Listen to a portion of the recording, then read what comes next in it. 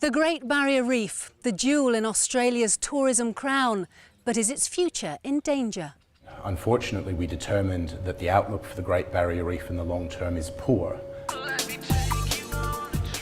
On this week's programme, our travels take us to Australia, where we join the teams fighting to protect the world's largest coral reef system.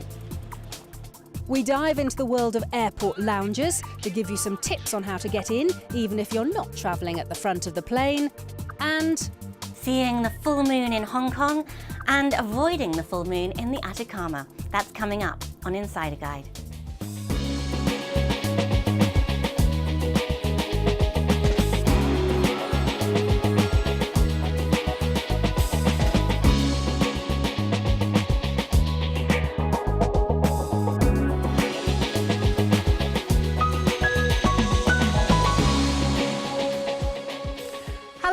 Welcome to Fast Track. I'm Fiona Foster. Thank you for joining us.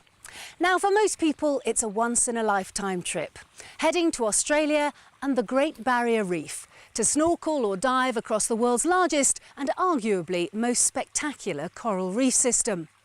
But there are fears that industrial development along the nearby coastline could be threatening the reef, and UNESCO has warned that it has concerns about its future. So we sent Krista Larwood to Queensland to find out more.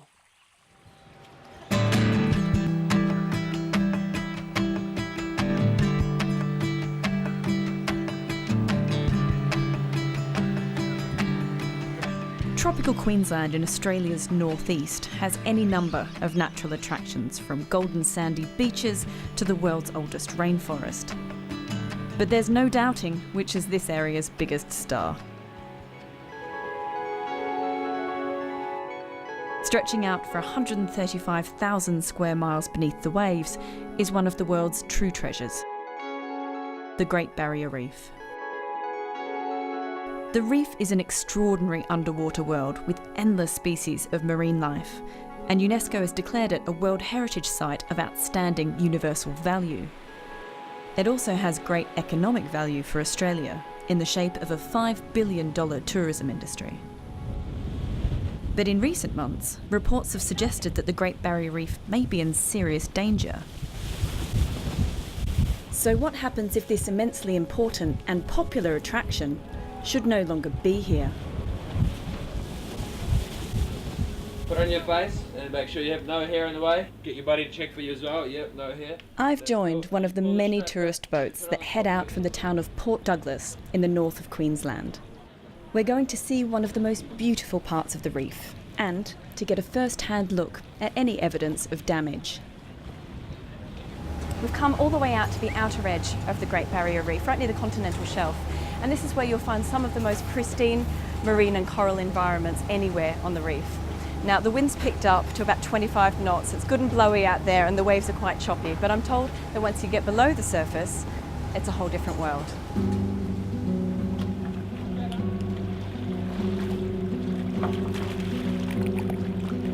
Under the water, there's an astonishing marine landscape stretching out in every direction, and it's teeming with life from the very small to the very large.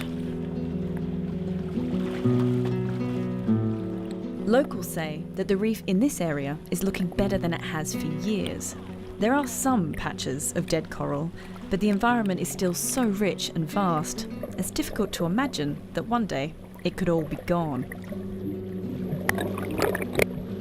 Earlier this month, the Australian Institute of Marine Science released a report showing that in 47 survey sites along the length of the Great Barrier Reef, an alarming 50% of live coral cover has been wiped out in the past 27 years.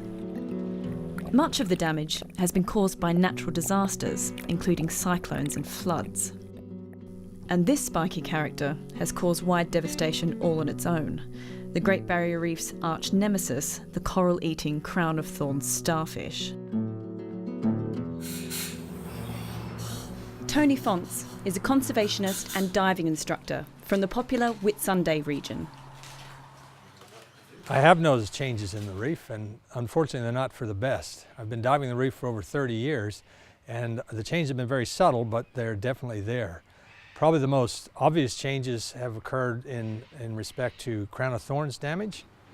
We've also seen an increase in coral bleaching, which could be a direct result of climate change with warmer water temperatures, and that's become far more extensive than it has in the past. There are also concerns that heavy industry is causing further damage to the reef. This is the city of Gladstone, known as the gateway to the Great Barrier Reef. It's also one of Australia's biggest centres for heavy industry, and it's home to one of the largest coal export ports in the world. Earlier this year, a delegation of experts from the UN visited Gladstone and nearby Curtis Island. Their conclusions were damning. UNESCO warned that if decisive action to rein in development was not taken before February 2013, the reef would be added to its list of World Heritage Sites in danger. Tony Fonts believes the government is not doing everything it can to protect the reef. The state government, Queensland government, has definitely dropped the ball. The party that's currently in power is very much in favour of the coal expansion, and in fact, you have to wonder who's running the government. For some people, protecting the environment means just doing nothing else, but that's not an option for Queensland. So we will grow the resources industry, we will grow the agricultural industry. We need to do that for Queensland's economy, but we'll do that in a way that protects the Great Barrier Reef, because it's special to us, but it's also a great economic asset because it's the basis for our tourism industry. Tourism is big business in Queensland, employing almost 10% of the state's workforce. 2 million tourists come to visit the reef every year, and many local people rely on the Great Barrier Reef for their livelihoods.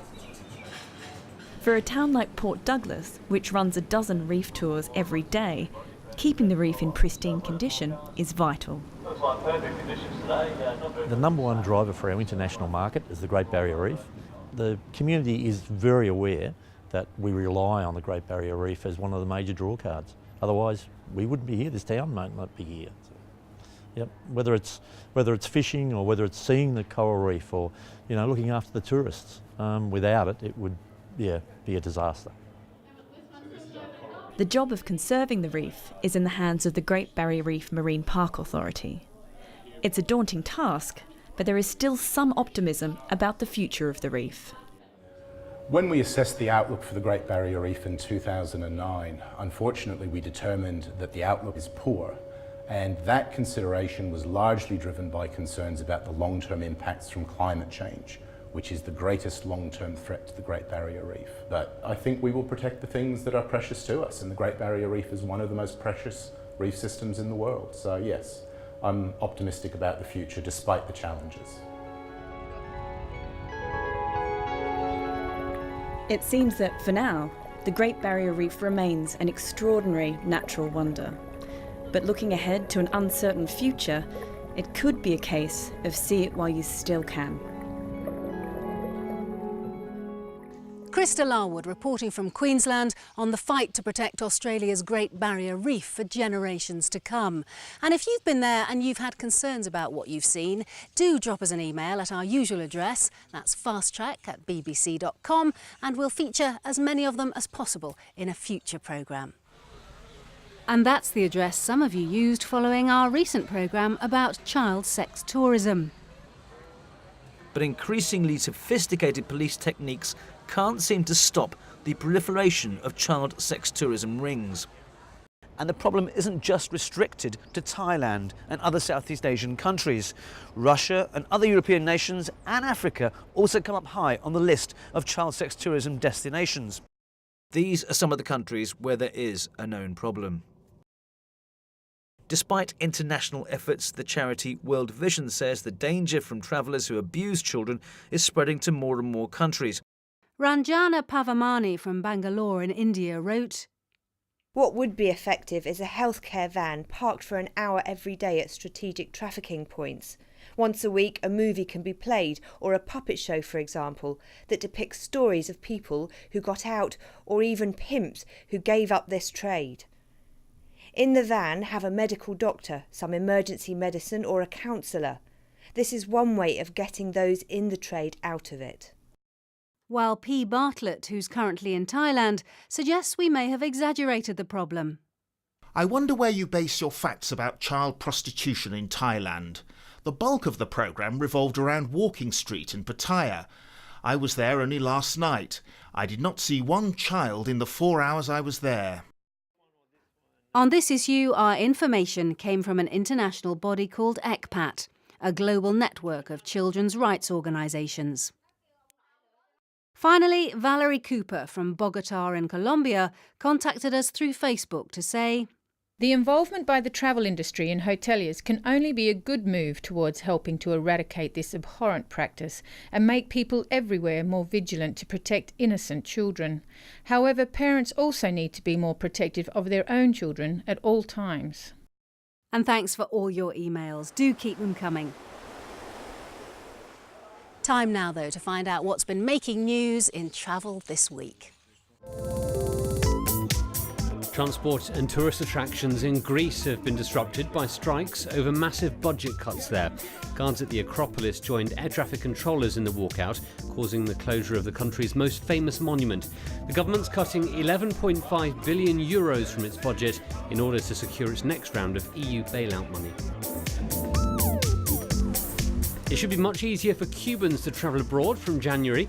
The island's communist government says it's dropping restrictions that have been in place for more than half a century. Until now, Cuban nationals have had to apply for exit permits. Many said the application process was time-consuming and too expensive.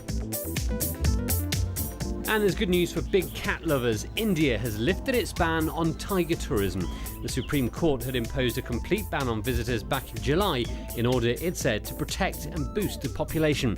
Now, new guidelines will allow 20% of the parks to open again. India is home to more than half of the world's estimated 3,200 tigers.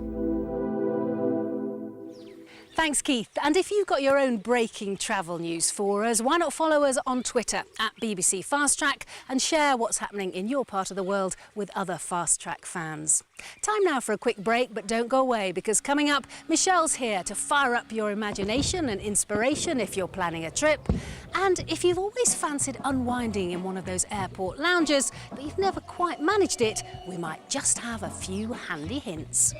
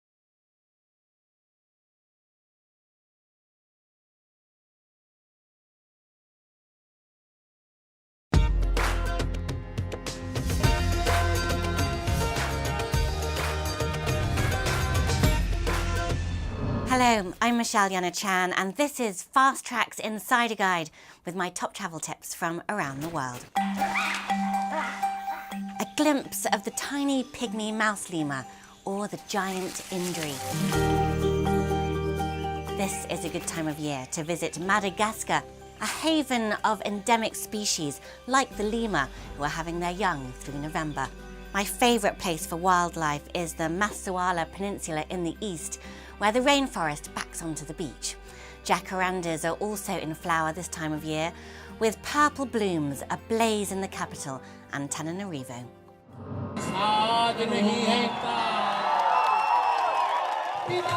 From October 21st, Jodhpur presents the Rajasthan International Folk Festival at Mahranga Fort, surely one of India's most beautiful.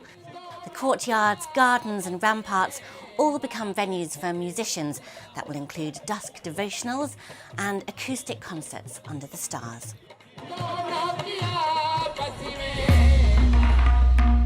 A couple of weeks later, India will glow during Diwali, the Festival of Lights, celebrated on November 13th. The clay lamps signify the triumph of good over evil, and firecrackers are lit to drive away evil spirits. Head to the lake in Udaipur, where hundreds of oil lamps cast a reflection in the water. Diwali is also marked around the world. The cities of Leicester and London in the UK host some of the largest celebrations outside India, with firework displays and feasting, including the sharing of traditional brightly coloured sweets. In Luxembourg, the National Audio-Visual Centre is opening 2 new spaces dedicated to photography: Wasserturm in a water tower and Pom House, a former pumping station. Pom House's first exhibition, Coexistence, reflects upon the region's industrial heritage, and Wasserturm will host the work of homegrown artist Edward Steichen, looking at rural America during the Great Depression. Now is the time to chase the fall, witnessing the autumn leaves change colour from New England down to the Carolinas. The route passes through some of the loveliest parts of the eastern seaboard, including the Kancamaga Scenic Highway in New Hampshire. Rome and the Vatican will be celebrating the International Festival of Sacred Music and Art early November. There'll be performances by the Rome Opera Orchestra, Westminster Cathedral Choir and the Vienna Philharmonic. The festival aims to raise money to restore works of art in Rome's churches, also the concert venues. For most of the year, the inner sanctum of the temple at Abu Simbel in Egypt is in darkness, but annually around October 22nd, early morning sunshine pierces through the gloom, illuminating statuettes of ancient Egyptian gods. The date marks the coronation of Pharaoh Ramses II, who was known throughout the Nile Valley for his monumental building projects. The Sun Festival, which has endured millennia, draws thousands of tourists. And another solar spectacle. On November 13th and 14th, there'll be a total eclipse in the southern hemisphere, seen best in the city of Cairns, northern Australia, and Auckland in New Zealand. But partial solar eclipses will also be visible across the southern Pacific, New Caledonia, and Chile. Thanks for checking in with my Insider Guide this month. Until next time, happy travelling. Thanks, Michelle. Now, if you're about to jet off somewhere, I wonder how much you're looking forward to spending that time at the airport. Probably not much, unless of course you're lucky enough to be travelling business or first, in which case you'll be in an airport lounge where pampered passengers get something to eat, take a shower, perhaps have a haircut before they get on board, all in glorious isolation away from the madness outside. Well, ironically, although many airlines are tightening their belts in some areas, when it comes to loungers, they're increasing spending. We sent Mike London to find out more.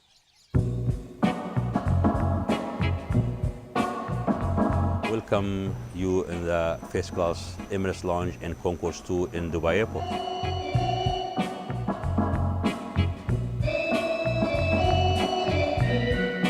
In true Dubai style, the new first class Emirates Lounge here at Terminal 3 is big. over 1,000 square metres of luxury and calm away from the bustling atmosphere in the rest of the terminal.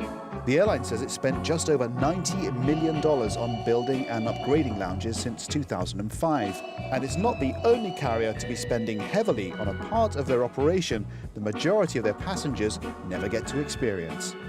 With business travel on the rise again following the slump during the dark days of the recession, competition between airlines to hold on to the people who buy the most expensive tickets is fierce. It's really important, if they're going to attract the top business class flyers, to have some way of looking after them while they're in the airport. Perhaps once you could go walk straight into an airport and be out of there in half an hour. But now with the security, people are in there for at least a couple of hours. And during those 2 hours, they want to be comfortable and they also want to be productive.